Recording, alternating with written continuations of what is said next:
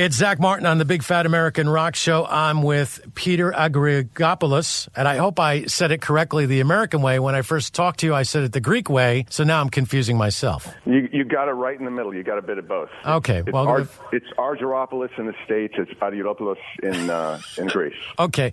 Well, what is your favorite Greek food before we move forward? Well, my nickname is baklava. Oh, good. Yeah. But if I had to pick one, oh man, it would probably be lamb chops. I'm sorry for all the vegans or vegetarians out there. I'm very aware most of the time to try to be conscious of our furry friends, but they are delicious. Well, Peter, you know that there's a vegan somewhere who says, we have an alternative to lamb meat. It tastes like lamb, but it's made out of vegetables. And I would say, well, how do you know it tastes like lamb if you're a vegan? Oh. Fair enough, but perhaps we can give them a little latitude. And at one point in their life, they were, on the dark side with you and I. Okay, well, that's something to go with. Well, you're with Sons of Silver, and earlier today I was on the radio, Peter, and I was playing the Moody Blues question. And my immediate thought was, how come we don't have any more protest songs? What's going on? And I guess... What? Sorry. Go ahead. You were going to say? No. I asked myself the same question, and I think it's because people are kind of afraid to speak their minds. Oh, okay. I would understand that. So you got this song called "World on Fire," and right now I saw the video where it's a lyric video, but it's really done well. I really like the effects and stuff like that. I'm going to ask you a little bit of the artistry side of the song in just a couple of minutes. But what inspired you to record World on Fire? What got you going that brought you to the point? Look, in a simple sense, it just started with me noodling around at home, practicing guitar, trying to come up with some ideas, and I came up with what was the main idea for the riff, the big riff that intros the song and plays through most of the choruses. And I took it to the band. We all then worked on it from there and built a song out of it. Sometime during that process of us working on it, which wasn't very long, it was maybe, a couple hours over a couple different days, the line World on Fire came out, because the way we work, it's kind of like a jam session. We're all facing each other, playing, looking at each other, vibing off each other, and I'm singing at the same time, trying to come up with melodies that really fit that moment that we're in, as opposed to, be working on something ahead of time that I have to force down the band's throat. So during that process, again, the phrase World on Fire came out. It felt good to me. It was something that not only that sounded cool, I felt that I could build a song with lyrically right away. Mm-hmm. It was simple as that, because frankly, I'm a bit of a political, socio, soap opera, junkie, and there was so many things going on today that I could pull from. I knew I was in a good place lyrically. When I saw it, the one thing I try to avoid when I'm on the air, because generally I try to entertain people, make them happy, and make them forget about their problems, or just remind them of who they are as opposed to what they do. I stay away from the political thing, because there's plenty of people that do that. But what I liked about this is it doesn't matter what your political belief is. We have a lot of things that are in common, whether you're left or right or whatever you consider yourself. And there are things that should disturb all of us, no matter who we are. And what I really appreciated about World on Fire and the way you put it together is, as you say, you point the finger and the finger points back at you. What I thought to myself was really interesting is I really don't know where you stand politically, and I don't want to know. I think that is really, and if we said anything more than that in relation to the song, I think it would ruin it for the imagination of the listener. So let's hold it to ourselves, if that makes sense to you right at this particular time. Absolutely, and I appreciate you saying that. Thank you so much. Now, the other interesting thing, and I'm going to get into the guitar play, because there was some things going on in that song that I was like, this is really cool.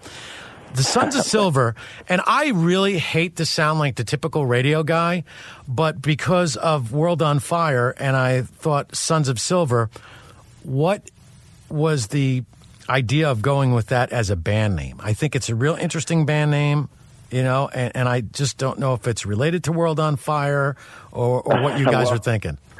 Well, it's as simple as going back to the beginning of our conversation, Argyropoulos or Argyropoulos. It's actually, that's what my last name means. That's right. Argyros means silver. Opoulos means descendant of or son of. Yes.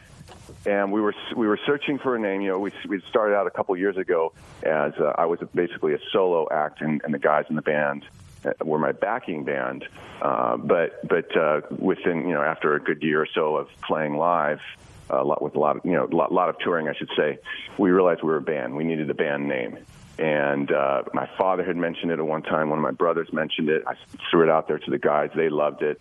In fact, they were like, "Wait, no, let's be a solo artist act still, and we'll call the band Sons of Silver," because they wanted it to themselves, and they thought, you know, when we were off, they could go then play with other acts as this band Sons of Silver. But nonetheless, I was like, no, we got to use this ourselves, and we tested it on a few folks. In fact, when we were in the UK.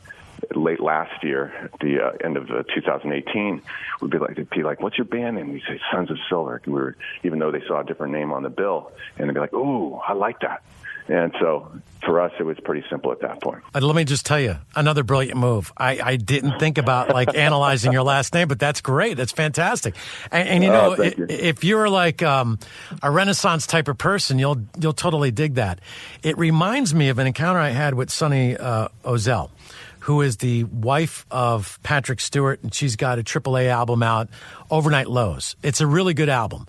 And, oh, really? I'll check that out. And so I'm also an Orthodox priest, as we spoke of before the show, which is really weird, a rock and roll priest, right? And then they also call me Father NASCAR.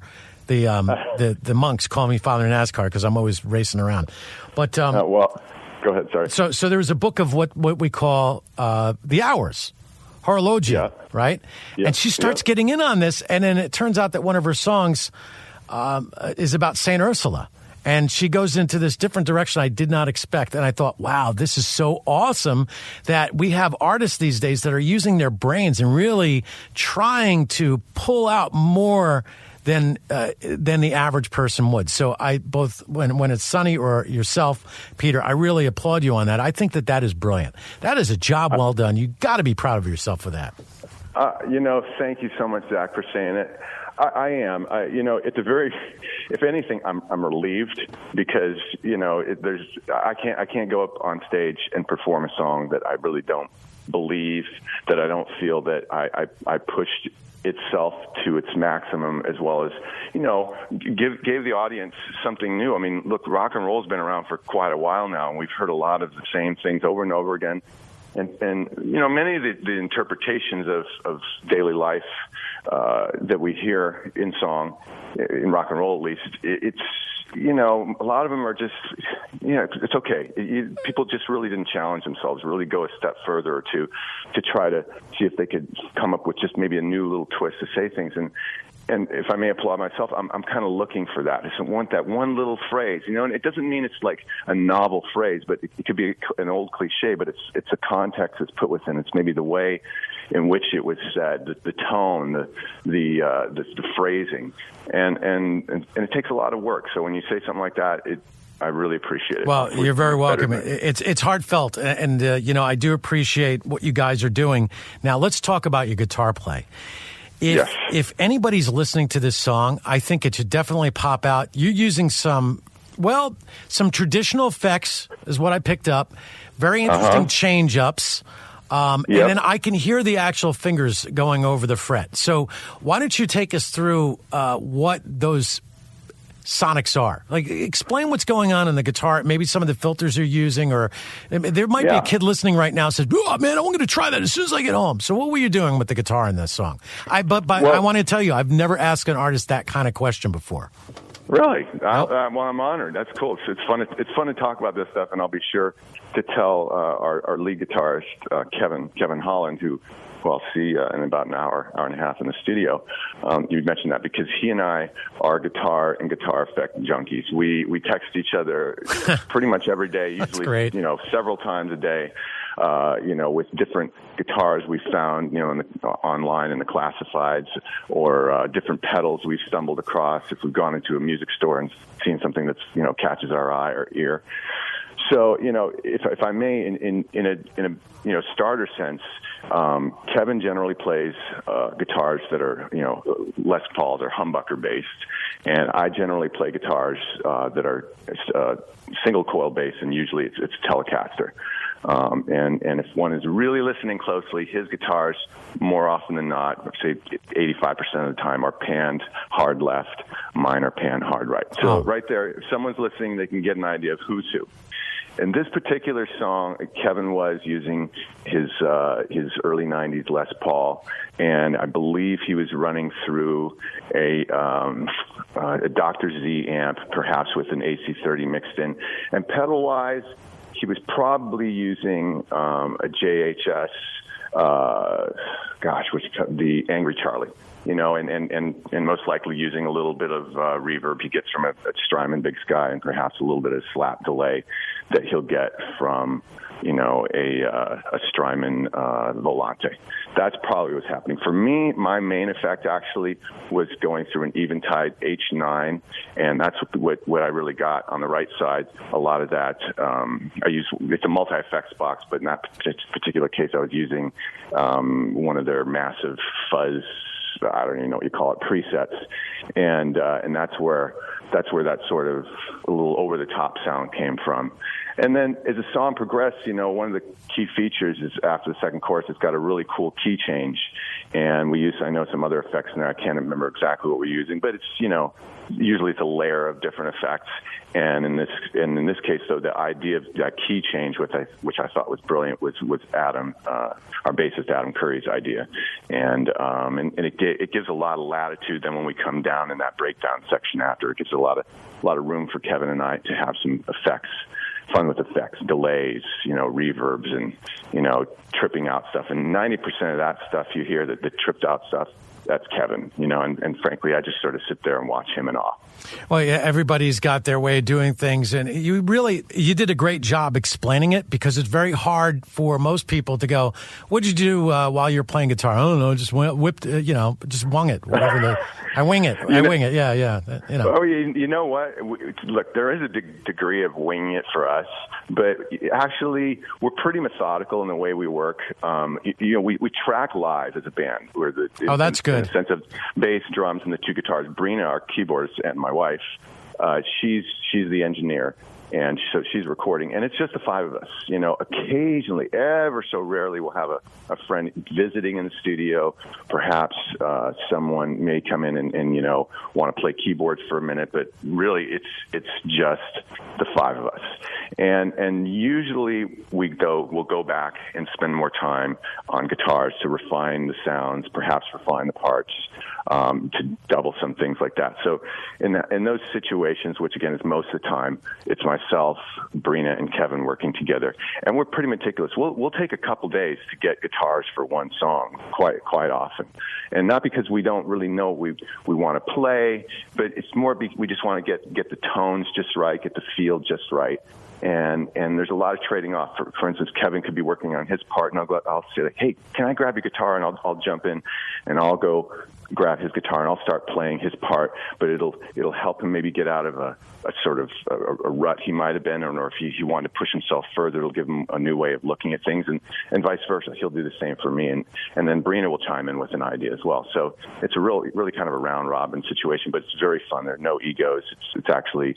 It's a great experience. It's a great sounding band. Now, I just want to cover the other parts as well. The keyboards, I'm hearing some retro sounds, and I thought, well, that was interesting. So if you were to say who Brina is emulating, like who would it be? Would it be somebody in Yes? Would it be John Paul Jones on keyboards? What is that sound that she's got going on? Or better yet, what is she using for the keyboards? That'll give us the answer. In the studio, we have three main keyboards we choose from. We have her main live keyboard, which is a Nord Electro, although we just did upgrade to a Stage 3 for her. And we also so that's more your traditional sounds, Wurlitzers, organs, things like that. And there's definitely some of that going on. Yeah. But also for some of those sweepy pads that you don't really hear them in the track, but it's one of those things that if it was muted, you would know it's not there. But where did that energy go? For that, we're using a Jupiter 80, and for stuff like that. And then for more of the wilder sounds, we'll be using a Dave Smith Pro 2, and that one, I know you hear on the end of the song. But in general, Brina's first approach is to go with more traditional stuff. Wurlitzers, organs, some of your, pads that are borrowed from synths of the late 70s, early 80s. Yeah, that's what I was hearing too, and I really like that. I'm like, wow, that's really interesting how you put it all together. So I'm glad that you said that. The worst thing you could do is, as the interviewer, is to just assume that that's what's going on. So I'd rather have you guys explain it, or one of you explain it. Now, you got on bass Adam Curry, like you said, and we'll get to Adam in a second. And we got something special for the bass player because they are always overlooked, it seems, on various lists. So we'll get to Adam in a second. But on drums, right on. You have Dave Krusen. Tell us how you got involved with Dave and a little bit of Dave's history in case somebody's tuning in and they don't know who he is. But he's a big-time drummer. Dave is a very big-time drummer with a very humble demeanor. So you would never know in a million years that not only that is he a drummer, because most drummers are a little loudly crazy. Dave's very quiet crazy. But he's also very humble about his history. We'll just start off with it. Dave was the original drummer of Pearl Jam. He played on 10. He was a co-writer on many of the songs on 10. And he's also of the 6 drummers that have passed through Pearl Jam. He's one of the 2 that was inducted into the Rock and Roll Hall of Fame with them a couple of years ago. So it's a great honor to play with him, and not only just because of his pedigree, but also because he's a great guy and he's got great taste. He's just the chemistry with him and I, with us as a band, couldn't be better. So I pinch myself just for that alone. Well, what I appreciate about Dave is he doesn't overtake the song. Some personality drummers have a habit of playing so hard you definitely know it's them. It's not necessarily a bad thing, but it could actually distract from everything going around. I don't want to go too far with that personally because I could, ruffle some feathers, but without a doubt what you said. And Dave plays, he'll tell you, because I asked him at one point, I can even step back and say that when I first started playing with him personally, it was a little weird for me because I was used to playing with drummers who were, really push it forward rock drummers. And I don't necessarily mean like hard rock drummers. They could be, sort of pop rock drummers in the 90s, but they really drove it forward. And Dave, he pushes it forward, but he's also waiting for you, and he's also really gauging, what you're doing in particular as a lead singer, but also the other members of the band. And he's not just going to charge ahead with wild abandon and say, hey, everyone's got to follow me. He's sitting there going, okay, what are we doing here? And he's listening, and he's got this, sense of where the melody's going, and he'll start following it, but also then get ahead of it and sort of lead it a little bit. And once you get used to it, in particular as a lead singer, it's really liberating because you don't feel like you're having to sing above the band. You feel like the band is right there with you, and you can relax a little bit in your emotions. You can relax in the physicality of it, and it's fantastic. Well, then you would say that Dave is like the catcher of a great baseball team because they really control the tempo and they know how to work with the pitcher and they know how to deal with all the actions going on. That's a really interesting way of putting it. That's a great analogy. Yeah, actually, it's very true. And if I may say one last thing, a lot of it, Dave will tell you, has to do with the fact that he began as a jazz drummer. He learned as a jazz drummer, studied as a kid as a jazz drummer, and he didn't really play rock and roll until he was in his early 20s. And so that really gave him a completely different approach to playing drums. And that's also why he hits very lightly. Yeah, so he's more of a percussionist, and he would be good with the brushes. That's a type of drummer he would be, right? Yeah, he almost plays his sticks like he's playing with brushes. That's cool. Yeah, it's very unusual. All right, so let's move over to Adam Curry, the bass. Now, I have a list that we're going to get to in just a second, but tell us a little bit more about Adam. I think that the bass players in bands are way more important than people realize, and unfortunately, they always get overlooked. And I really would like to, highlight the bass a little bit more. So tell us a little bit about Adam. Well, Adam and I have been friends for quite a few years. We had my first notable band together a little over 15 years ago, a band called Last December, and we actually met when I was introduced to a producer through the publishing company I was with at the time. The producer then introduced me to Adam, and Adam and I and our good friend Scotty Kormus had a band called Last December for a few years. it did very well on a regional level and on TV and stuff like that with placements. But it's time passed. But Adam and I continued to work together, in different projects. Particularly, he was working with me because I was producing a number of things. And in the meantime, though, Adam went off to do other stuff, and he joined Candlebox. Probably about 10 years ago, and that's where he actually met Dave. And so when we started this project, Adam brought Dave along, and that's. But Adam and I have a long history, and we're very, very close friends. We're family. Okay, so just answer for Adam. What we're going to do right now is, when I was a kid, we used to have our list: top 5 guitar players, or top 10 guitar players, top 10 vocalists, top 10 drummers. You name it. So I want to do at least the top 3 bass players. I have my 3 in mind, and taking Adam off the list, because you can't vote for yourself in this, who would be your 3 favorite bass players, or what you consider the 3 best? Well, first let me say publicly, if Adam happens to hear this, if I get this wrong, man, I'm sorry, but I'm doing my best off the top of my head. Well, Adam should be happy that we're actually having such a discussion. Exactly. All right. Should be. He's like, I'm always at the bottom, literally and figuratively. But no, John Paul Jones has got to be on there. Okay. He's a huge Zeppelin fan. I would say probably Jaco Pastorius, just because I know, he's mentioned his name. And then he probably would throw McCartney on there. Okay. Adam likes playing his old Rickenbacker. It's sort of, a nod to Mr. McCartney. So, let me put it this way. If those aren't the top 3, they're definitely among his top 5, so I'm probably pretty close. Oh, that's pretty good, because here's my list. Paul McCartney, number 1, because when Paul plays the bass, he plays it like it's a guitar. It's just amazing. And you listen to some of those Beatle records, I don't know how you can be a rock and roll fan and not love the Beatles. There's something wrong with you, right? I've met one person, and let's just say... out of the inner circle. Honest to God, when it was a circle of guys talking. I know I'm interrupting here, but this is a good story. And we were a few producers at a recording studio, and this one producer goes, I really don't think the Beatles are the best rock band ever.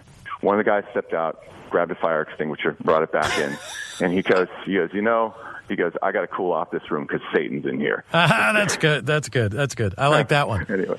Well, listen, I will say that there's one song that I think is a piece of crap that the Beatles did, but I think they did it on purpose to see if they would get away with it, to get people to go, oh, that's brilliant. Is on the White Album, number 9.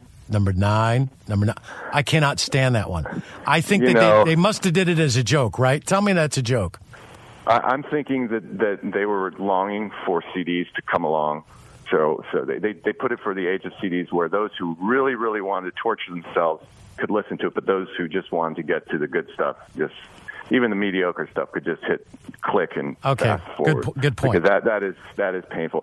Although it could be that's when the unofficial 5th or 6th member of the Beatles was involved, because I believe that Yoko Ono was involved. Oh, brother. Well, listen, I love Yoko. I'm good friends with her. She's not the reason why the Beatles broke up. I'll say that. No, and I know that. That's from the friends I know who know them as well. But Well, I get it. I understand. We won't say anything else about it. But let me go back on my list, because we don't want to unnecessarily upset anybody. They probably had their reasons, but I think it was done as a joke. I would do something like that. Let me tell you guys something. I'll bet you $100 that if I said number 9 over and over again, everybody would think it was brilliant, and then they would play it on the radio. Yay! That's what I think. That's what happened. If I may add one more thing, if I recall correctly, I read an interview with George Harrison a while back, and he said that they felt that at that time they could put turds in boxes and sell them. So that's what it's very likely that this was an experiment with turds. Of course it was. I would do that. You would do that. It's just fun to do to people. All right, let's get to my number 2 on the list. Chris Squire of Yes. Oh, yes. Yes. Yeah. And number 3 is John Paul Jones, of course. How could you, he's got to be in the top 3, and I agree. It's kind of an easy one to put there, but I think the surprise when most people go Paul McCartney, Chris Squire in the mix, now we're talking about something that generally doesn't get discussed. So I kind of like doing the whole bass thing. You know? I think it's great because they are often overlooked. I mean, look, you think of Zeppelin, what's the first thing you're going to say? Jimmy Page, John Bonham. Yeah. You know, if you're talking about the Beatles, you're going to talk about their songwriting, the vocals. Stones, you're going to say their drugs. But no matter what, no one talks about the bass playing all that much. No, not at all. And now I'm going to say this about Led Zeppelin. Initially, great cover band. Right. Very much so. Most people, they have no idea. Do you know, I know guys in famous bands that had no idea that Led Zeppelin 1 was pretty much one cover tune after another. And I would play the song from Willie Dixon, and like, I never knew that. Isn't that cool? I didn't know actually until, well, probably like 10 years ago. And Adam was the one who told me, because we were listening down to some tracks. And I was like, it's amazing they came up with all these tunes. Well, they're all covers. Yeah, of course. Even when the levee breaks is a cover of Memphis Minnie. Traveling Riverside Blues is Robert Johnson. And you got a couple other ones like Nobody's Fault But Mine is also Trampled Underfoot. I think is also inspired by Robert Johnson. But here's the deal with that. They were able to take those songs and make them into their own, to the point of an example. There's two ones that I can think of, two songs I could think of that fit this kind of situation off the top of my head. All Along the Watchtower by Jimi Hendrix, which is a Bob Dylan song, and The Man Who Sold the World. A lot of kids from the MTV generation thought Nirvana came out with that, not realizing it was a David Bowie cover. Absolutely correct, and I think two things are going on. I'd add to that. There's one that they're reintroducing it to a new audience, which is wonderful. It's good for the artist who's doing it and the artist whose song is being reintroduced. And the second thing, I think in most cases, not in all, but in the vast majority, a band like Zeppelin they're paying homage to their predecessors, to those people who inspired them, just as much as for instance, if you watch different or read about different parts of the Stones history, the Rolling Stones history, when they brought along a lot of those blues artists, when they went to was it Chess Records in Chicago? Please correct me if I'm wrong on this. Where they would see different guys, recording or even working or painting walls, and they would be like, "Hey, why don't you come on the road with us?" Because they realized that the Stones, that is, realized that they were in a fortunate position to have the audience that they had. And at the same time, they wouldn't be there without those guys. They wouldn't be there without the music that they had to really trailblaze. They being those artists, those black artists, in particular blues artists, who inspired the Stones. And instead of the Stones being like, let's say, Pat Boone and almost dismissing those artists as if they didn't exist, they said, "Hey, thank you. Come along with us. How can we help you? How can we get you more known? Other than just playing your songs or creating songs that were just influenced by you." And I think that's, I have a lot of respect for that, because it shows respect. Yeah, I would agree with that. Now, I'll tell you a fact about Led Zeppelin, since we brought them up, that many people don't know. Jimmy Page, no doubt about it, he was very innovative. And here's the story I got. Remember how he'd used the bow on a song like Dazed and Confused, which, by the way, started out as a Yardbirds song? Right. All right. That's funny. I was just watching a documentary about that last week. Well, I didn't know there was one, but I have to check that out. It's like a sort of handmade documentary on YouTube. There are tons of those. Oh, okay. Well, one time Jimmy Page was in a club, and he was watching this group called The Creation. And the guitar player, I think his name was Eddie Phillips. I'm pretty sure about this. And Eddie Phillips was using the bow on his guitar, and Jimmy Page was like, "Ah." And so you got So what I love about people like Jimmy Page, or the guys in Led Zeppelin, or anybody that does a cover song really well and makes it their own, is their ability to borrow a little bit from all the masters and make it into their own individualized masterpiece. So, Peter, one question I'm going to have for you as a vocalist, a guitarist, as a lyricist, and a musician. Name some of the people that you've quote-unquote borrowed from their style, because disc jockeys do the same thing. I'm a combination of a few famous disc jockeys that I not only grew up listening to, but I work with over the year, and then I put my own flavor on it. So who did you borrow from? And then, that would explain a little bit more about your style and who you are. First and foremost, John Lennon. I mean, there's so many aspects of his style of singing and writing that are in me, and you'd never know it because he's a masterful singer that I am not. But in his phrasing, in his emotion, in his tone, even the degree of his timbre, I don't have. I'm not. He's a tenor or even a high tenor, where I'm a baritone, perhaps even a bass. Oh, you got a great voice. I'll say that. Thank you. Thank you. I appreciate that. But we don't sing in the same register, so just naturally that forces me to be someone else. But I definitely have borrowed a lot of inspiration from him. And then with regards to his lyrics, if you listen to a lot of his lyrics, even take a song like Revolution, he's playing both sides a little bit. It's going to be all right, but at the same time, you can't go.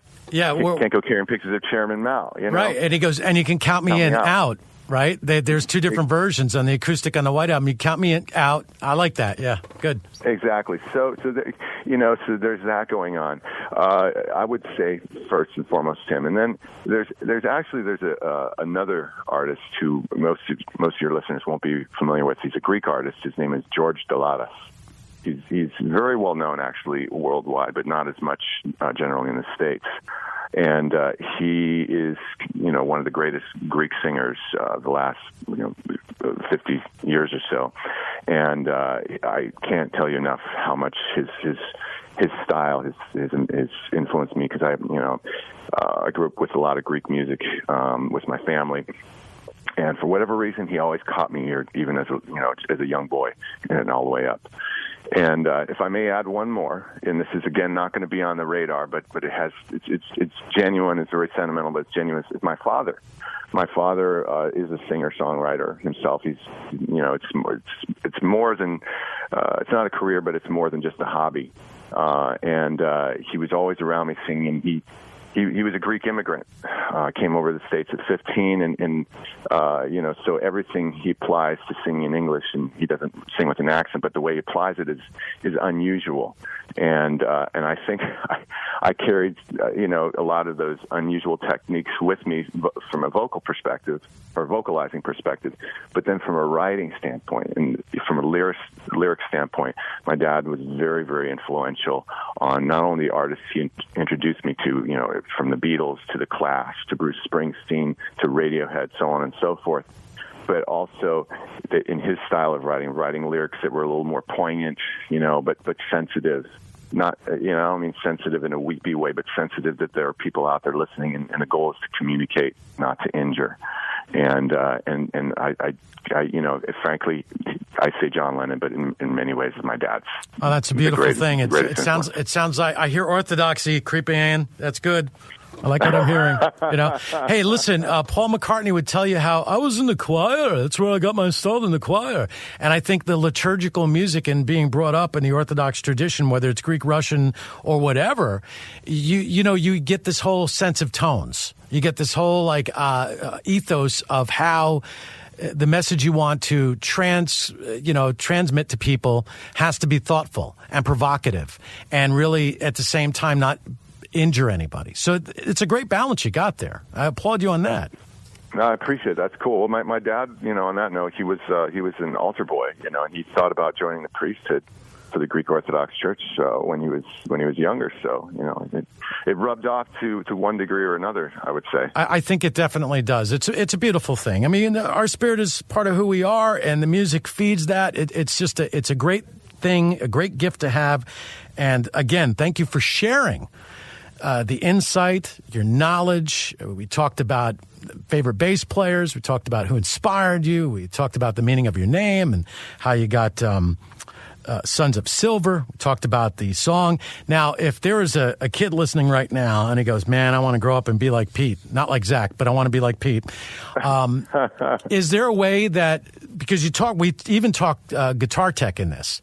So yeah. I would like to, at this point, allow people, if they want to contact you guys through your website, tell them how they can do that. And it would be wonderful if we had a kid listening, maybe 12, 13 years old, boy or girl, whatever, who just is inspired by you and wants to find out more information. How would people get a hold of you? How do they follow you? How do they buy the music? And, tell us a little bit about some of your forthcoming tour dates. Well, the simplest way to find us is to go on the web and just Google Sons of Silver or Sons of Silver Band. If you just say Sons of Silver, you'll find everything from our Facebook page to our Instagram page, Twitter, but more importantly, you'll find our website, which is sonsofsilver.com. And you can, then find links to email us at sonsofsilver.com. And it goes to a general inbox, which, I see or one of our assistants will see and then pass on to whomever, the email should be directed to. And, I would start there. And as far as, listening to our music, all the typical places you say, Spotify, Apple Music, Amazon Music, YouTube Music, so on and so forth. I hope I didn't leave anyone out and offend anyone. And you can also, go on the web to find out our tour dates. We don't have anything on the calendar right now because we're waiting for this single to get some momentum, as well as for our new EP, which is coming out in May, to get some momentum. But we're also already, penciling in dates for August through the end of the year, and we'll probably be doing a couple, last-minute shows in May and June, perhaps in July as well. But I know the back half of the year is going to be really busy for us. So, if you go to Bands in Town or just follow us in general on the web, you'll find out, when what our calendar is looking like. And we'd love to see you at a show. We always ask people, please come up and say hey after a show, ask us any questions, because, playing is great, but meeting people, that's what makes it special. That's fantastic. That's just what makes it special. Traveling around, finding out, how much we all have in common, and at the same time find out, learning just different ways to look at the world and look at life from everyone. Because I think, without being too sappy here, I genuinely believe that everyone has a lot, some unique way of looking at the world that we can all learn from. That's totally awesome. So I'm telling the citizens of rock to make sure that they follow Sons of Silver. Check out the new single World on Fire, which we're going to play on KKDJ, KKNH, and every other radio station that I'm involved with. We'll make sure it gets plenty of airplay. It's a great song. The video is a lyric video, which is I'll tell you, it's a really good video. Check that out. I'm sure you can find it on YouTube and sonsofsilver.com. Did I get that right? Did I get the website right? You got it. All right. Yes.